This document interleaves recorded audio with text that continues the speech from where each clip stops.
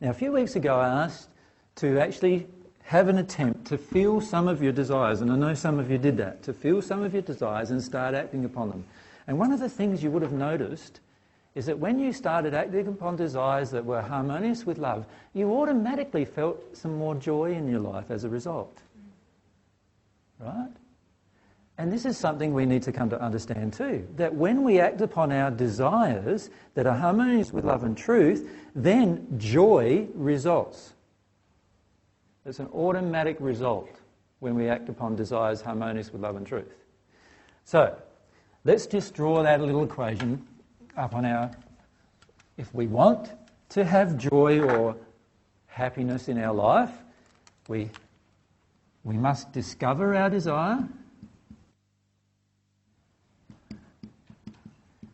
And this is proviso that we want to make sure it's harmonious with love and truth.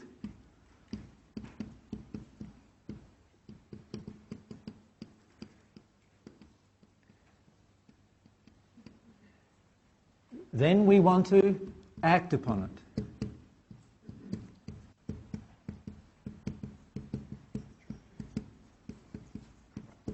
And if we do all of that, we will have joy.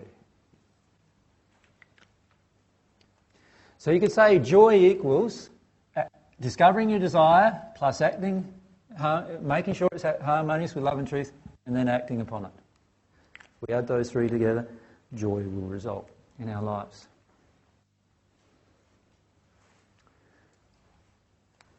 Let's write another equation. Equals discovering desire plus being disharmonious with love and truth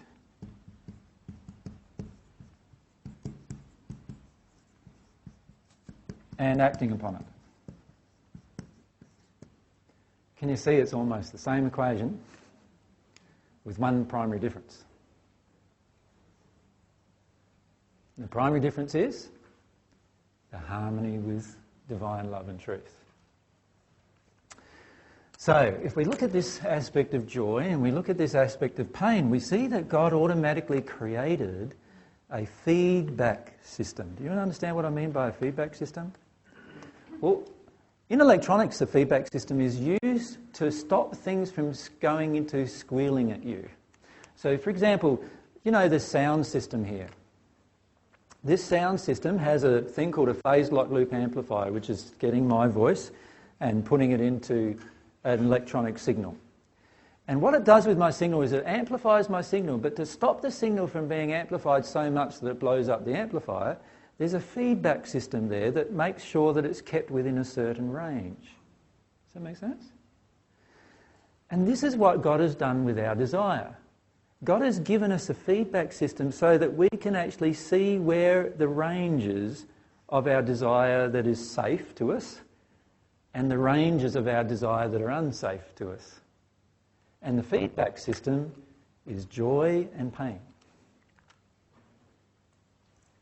Does that make sense to everyone? Yeah? So, when I'm feeling pain, my feedback system is telling me that there is something about my desire here that's out of harmony with love and truth. So, for example, quite often people come up and say to me, "Oh, we've just broken up for a relationship and I'm devastated. Right? I'm devastated that we've just broken up. And, you know, I want them to be with me, but they don't want me. And I feel really devastated." So devastation, would you classify it as a joy or a pain? Okay, so we've got pain. So we know we're in the pain. So straight away we know, because of the pain, that there must be something about a desire that's disharmonious with love and truth that I have that would cause me to feel this pain. Otherwise I wouldn't feel the pain of this breakup. And people then say to me, "That makes no sense to me at all." They say, "If I love them, of course I'm going to feel pain." And I say, well, no, that's not true at all, because Every time we have pain, we're doing something in disharmony with love and truth. That can't be true.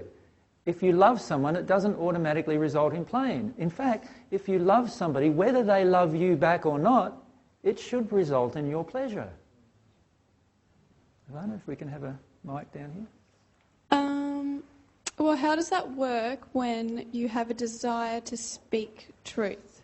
Mm-hmm. So just say, well, actually last night I decided to speak truth to a guy that I've known for a couple of years. And I decided to tell him that I feel that he needs attention from me. So that was my desire, to be more honest with him. But then it resulted in me feeling, sort of like pain in a way, because I felt like, because he couldn't understand why I felt he was needy. And so what we're saying is, you tried this equation, and what ended up was the pain equation for you. Yeah. So the pain equation, you started with what you believed was a pure desire to speak truth. Is that desire harmonious with love and truth? Yes, of course it is. And you acted upon it, did you not? Yes. And yet you still got pain. Is that just because I have an injury within me that I need to release? I'll tell you why it's happening. Okay. That desire was a pure desire, and it wasn't that desire that caused you the pain. Because this is the equation that always causes joy, and you were in that equation. So the pain must be the result of another desire. Now I wish I didn't ask this question. Oh no. So what's the real desire that you felt the pain about? You gave the clue in your statement. Oh, maybe that he misunderstood He misunderstood me. Yeah. He misunderstood me. So what was my desire? I wanted him to understand. Okay. Him to understand. To understand. Now, is that desire harmonious with truth and love? No. Why? Because that's me having an expectation. Yes. And that was the cause of your pain. Can you see the difference? Yep. You see, a lot of times what we do with our emotions is we think we're in this equation, but the pain is telling us we're in a totally different equation. Does that make sense to everyone? All right? Lots of realizations happening here, so that's very good. All right? You see, a lot of times we want to tell ourselves that we're doing something with a pure desire. And a lot of times we do actually act upon a pure desire, but at the same time, we have another desire playing that ain't so pure. Right? And it's that desire that caused us the pain, not the truth desire. You see, and this is why the feedback system is very good, because we can see, I'm in pain. I must have had a desire that was out of harmony with truth and love. I need to discover it. I need to know what that desire was. Because if my desire was harmonious with truth and love, I wouldn't feel the pain of it by its expression. Does everyone get that? Yeah? So, you can start seeing now that oftentimes we tell ourselves we're in this equation, but the result is equaling pain. Which is telling us automatically that we're not in that equation, we're in something else playing. If we have Mike over. AJ, I find that this area is very tricky because for a good part of my life, I thought I was in the first equation and certain desires that I would have, I would act upon, and to the best of my ability at the time, I thought I was in harmony with love and truth. And I'd act upon the desire, and it wouldn't equal pain. It would actually bring results. Okay. It would bring positive results, whether it was filling me up emotionally or producing results in the physical. But it was, I realized it was the pain was suppressed. Let's define pain. Yeah.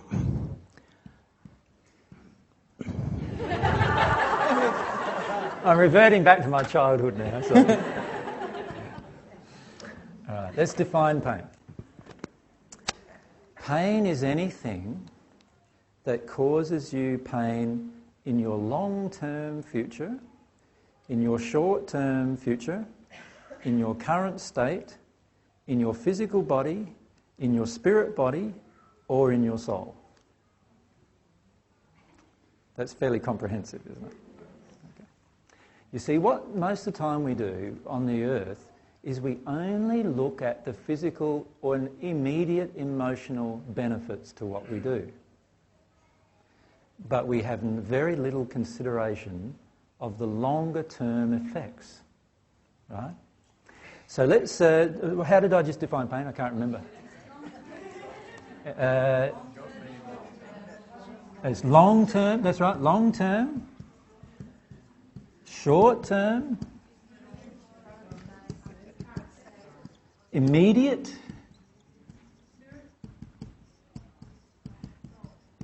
physical, emotional, spiritual,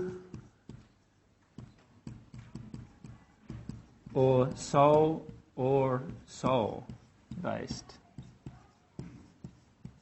pain. Now, many people say to me, I'm doing everything in harmony with love and truth all my life, and look, I've got cancer now. That's telling you pain is, in this case, we've got a physical pain. We are doing things out of harmony with love and truth. Whether we know it or not, it's immaterial. Like, I've got an ache in my leg. What's that? Some pain? Straight away, I'm out of harmony. Physical, so I know it. Emotional, what might be in a relationship, the relationship breaks up. I've been in a relationship for 5 years, and I just found out he was cheating on me. We had such a happy relationship. I'm sorry, but that's not true. You know, that's what you'd like to believe for 5 years, obviously. But if he was cheating on you for 5 years, your relationship was completely fake. Right? And therefore, for 5 years, we've been experiencing pain that we've been ignoring. Because the truth is, if I was emotionally connected with this person, man or woman, I would know something's wrong, would I not?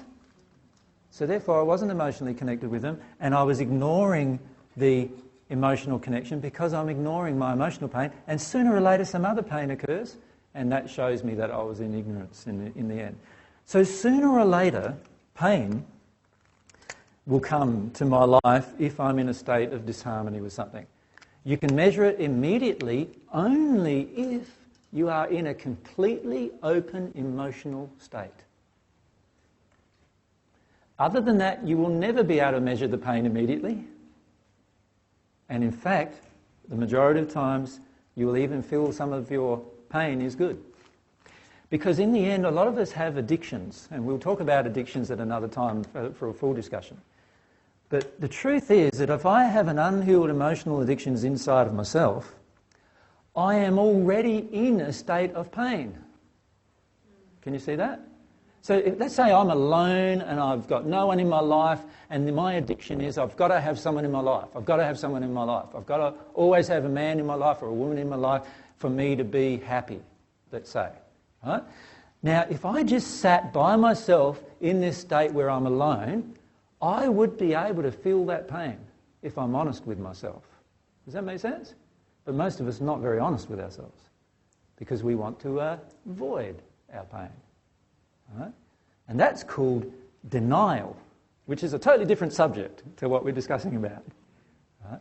Denial is when we choose to avoid our pain in order to receive something.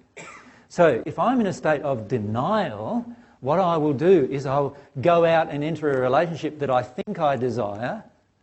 I think my desire is harmonious with love and truth even perhaps, but it's not, because it began from an addiction which if I had been sitting down by myself and just feeling, I would have felt it as pain. You see, a lot of the times what we do is we start to feel our pain, and then what do we do with that? We want someone else to make it go away. And not just someone else. You know, why do you think alcohol abuse is such a big problem? Because we often choose something else or someone else to make our pain go away. Because the truth is, if you were in a state of bliss, do you think you'd want to go and take some ecstasy every night? Why would you want to do that if you're already in a state of bliss? Can you see? I'm exercising a desire, but the truth is, right before I exercise a desire, I'm not even allowing myself to feel my own pain yet. And if I exercise a desire, even if I think it's harmonious with love and truth, and I'm starting from a position of pain, things are not going to work out so good because I'm going to be exercising a desire that's disharmonious with love and truth. Because let's define disharmonious with love and truth. Every time I deny my own soul's emotions, I am in disharmony with love and truth. Right? So, I can think that I'm living in passion and desire, but often not be living in passion and desire that's harmonious with love and truth. And quite often we can have exactly the same desire and yet one result in pain and the other in pleasure. And the reason why is, if we begin the desire from a place of pain, we will always result in more pain. Let me illustrate that. I might have a desire to give you the divine truth. Is that a pure desire or not? Well, it may not be. Because what's my intention? See, if my intention is to manipulate and control you for the rest of your life and make you dependent upon me, for a start, I'm not giving you divine truth anymore, am I? But if that was my desire, then the results are going to be pain, is it not? And yet I could say to you, I'm here giving this love and truth to you. Isn't this wonderful? Aren't I a wonderful person? It's so lovely. And all those kind of things. And you could even begin feeling that. And yet in the end, I might have an intention that's damaging. And if my intention is such that I want to exercise my desire for my personal gain in terms of my being glorified or whatever, then straight away my desire is out of harmony with love and truth. And that will result in pain for me. Can you see that?